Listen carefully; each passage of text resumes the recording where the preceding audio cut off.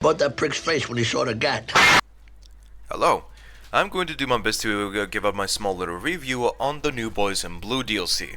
So, I'm only going to be explaining the heist itself on loud because I am someone that despises stealth and don't really give two singular shits about, so I do apologize for it, but regardless. Let's explain how the heist itself really works. I'm going to do my best to keep it very short. When everything goes to shit, you have to go at the back of the police station to where you'll be at a car depot. Basically, this is like an impounded station, essentially, and one of Vlad's cars is impounded. It is going to be a van with the Overkill logo stamped on the back. Once you find it, you're gonna have to lockpick it, and then you'll find some explosives planted inside. You're gonna need these explosives because we're gonna be blowing up a wall that is next to the vault. And once you place the C4 on the wall, blow it up, you're gonna also notice that there's a conveniently placed tow truck right next to it. Then you just simply have to grab up the winch that is from the tow truck and attach it onto the vault, because we're gonna be brute forcing this bitch and drag it down. So, once you start it, you're gonna be able to start the process of taking down the door. But then Shade says that the door is way too stable for the tow truck itself to pull it down, so it's gonna need some extra power from a generator in order to be able to drag it down. So there are two possible locations that the generator can spawn in.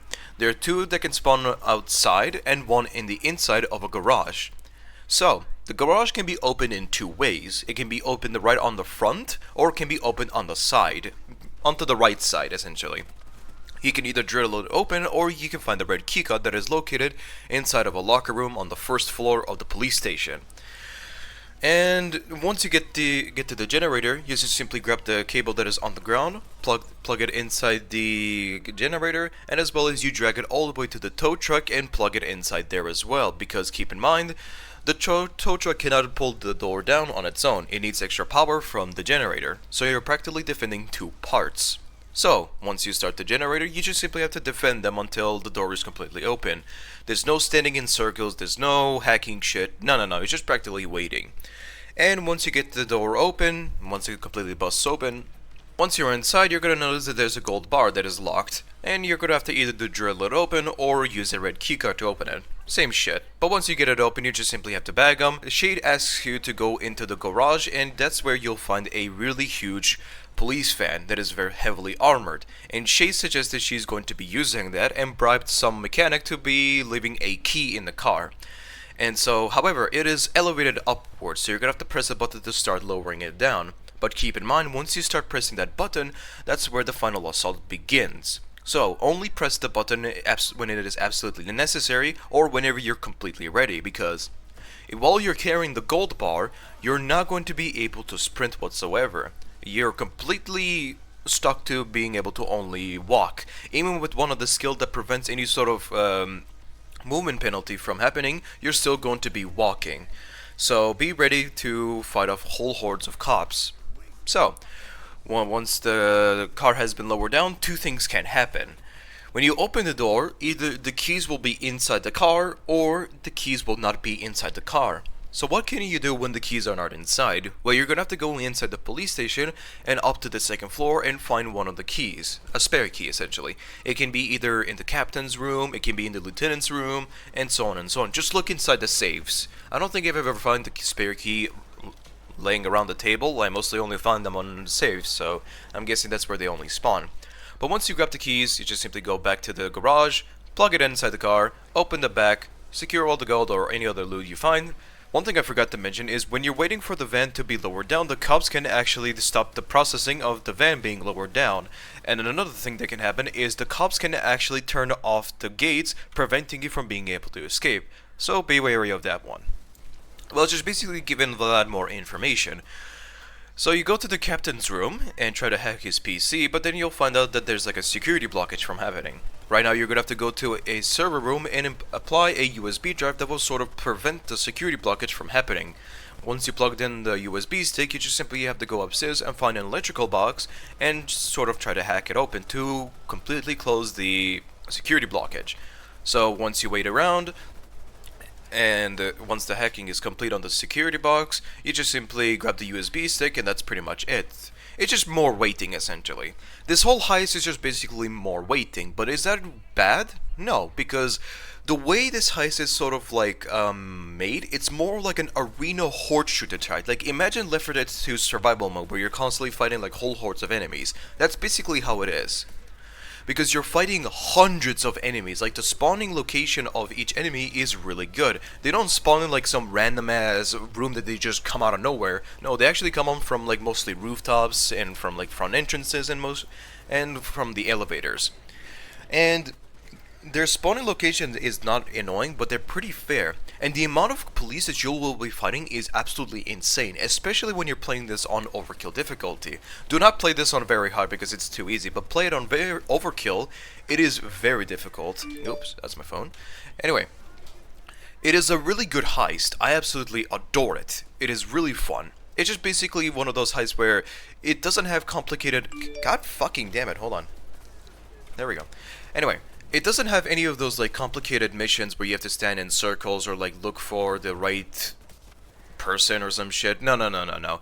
You just wait around a lot, find the winch, and just plug it in, and that's pretty much it. Like there's no convoluted shit. It's just waiting a lot. But the gameplay is really fun. Don't get me wrong, it's really fun because they can surround They can surround you extremely easily if you're not really careful. And that's what I love about it.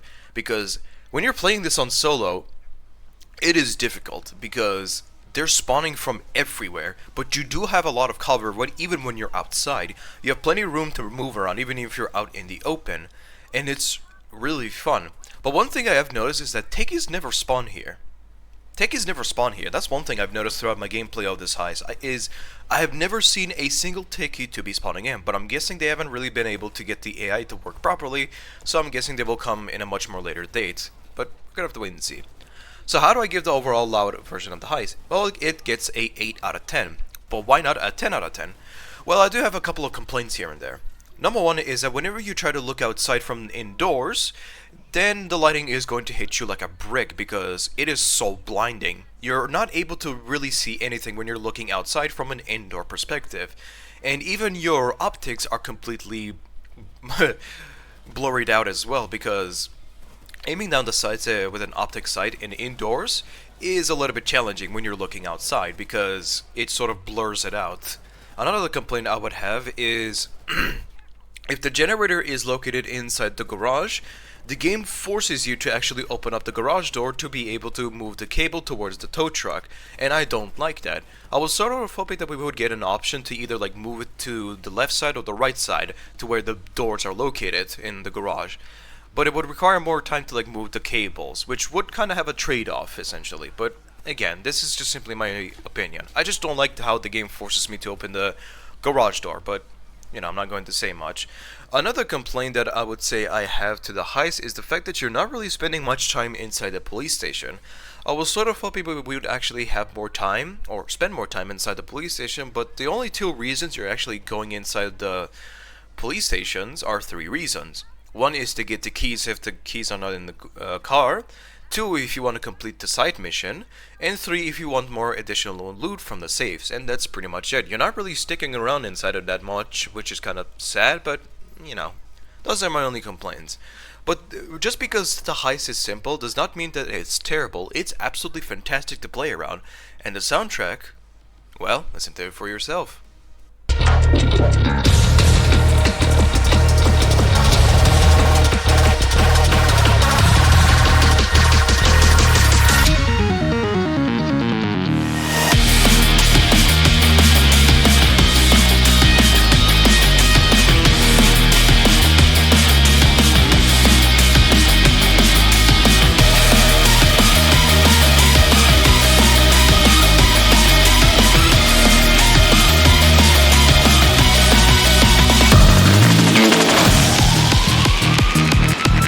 But no, overall the heist is pretty good. It's fun.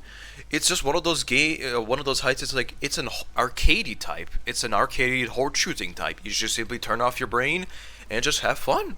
And I like it. Simplicity is good, and they pulled it great. But what about the weapons? My God, the weapons are absolutely fantastic. They are absolutely amazing. So, let's talk about the weapons one at a time. Firstly, from the G3. So, the G3 is just basically the Scar, but slightly more different. It has the ability to one-shot enemies. But you might be thinking, why would I need this when the Scar exists? Well, there's a couple of reasons why this weapon is actually more better than the Scar. But you might think, isn't that a little bit pay to win? Yes, but because the Scar exists, I don't think it really matters, because you have a free weapon that one-shots, so I don't think it matters. But let's get back to the topic. So, what is exactly different between these two weapons? Well, firstly, the G3 has a much more stable recoil and much more better handling. That was a terrible voice crack, but holy shit, whatever. So, this weapon has a much more faster fire rate, it has much more accuracy, and is far more easier to control. This thing literally has 0 recoil, and it has slightly more rate of fire. And it's a solid weapon. It's really good. It will get the job done. It will one-shot heavies and light enemies much more easily. But you might think, well, does it do less damage than the Scar? Yes, it does, but I don't know if that extra little bit of damage from the Scar really does matter, but I'm not 100% certain. The only complaint I can really say about the rifle is that it struggles against bulldozers because of its smaller magazine and as well as slow rate of fire. And that's pretty much it. But other than that, this rifle is absolutely amazing. I prefer this more than the Scar itself, because the Scar has this sort of weird recoil pattern, which is like jumps a lot of vertically and as well as horizontally, but this one on the other hand barely jumps around because of its better recoil. But yeah, the rifle is pretty good. Let's talk about the other one, preferably the MP5, which is a weapon that I absolutely adore in real life, but what is exactly different? So, comparing the MP5 to the MP7, that's basically how they are. So, the MP5 has much more damage, it has much more stability, and much more accuracy. And it has much more ammo. Basically, base ammo, like in the reserve. But the difference between them is that the MP5 has a much more slower rate of fire than the MP7. The MP7, on the other hand, has a faster fire rate and as well as better handling, meaning you'll switch it much more faster and be able to aim down the sights much more quicker. But this SMG is really good. That extra damage is enough to actually do well even against heavy units, but is it better than the MP7?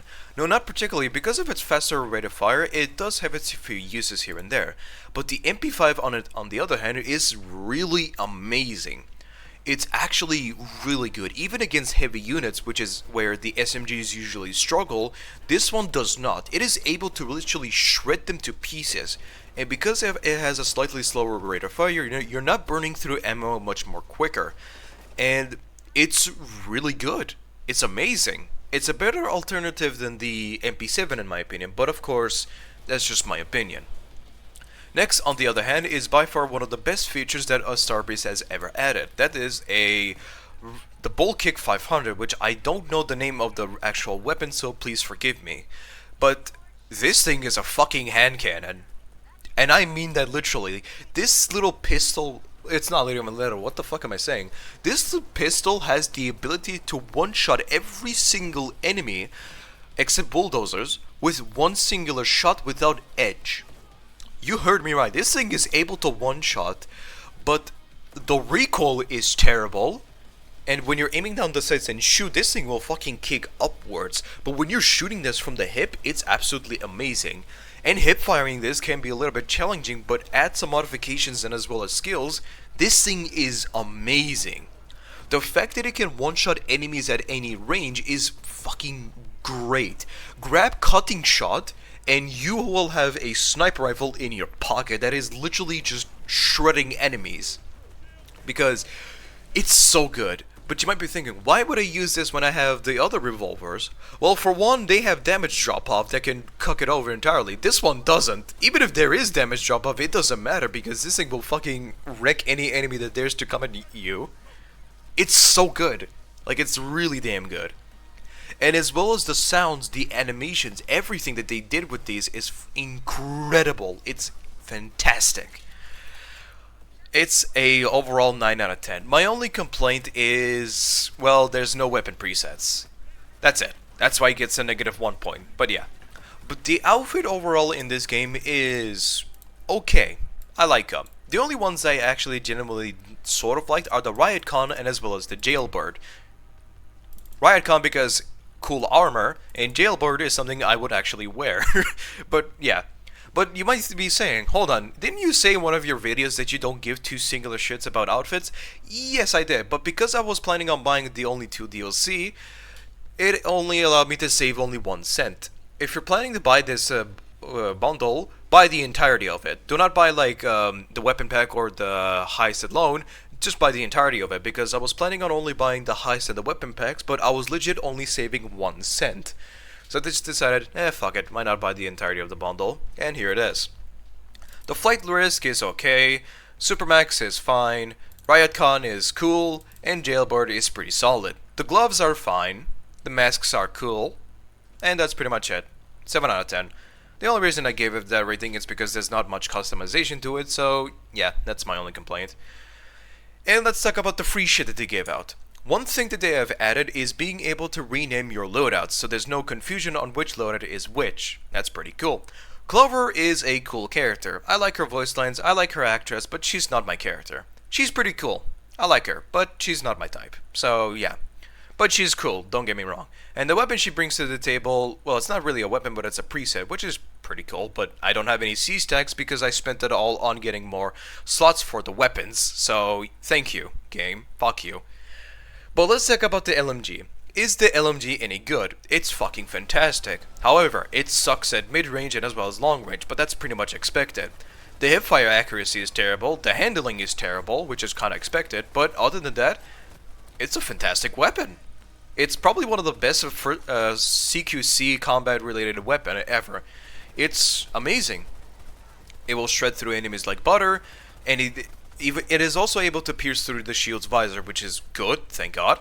And yeah, that's pretty much it. It's a solid weapon, it will get the job done.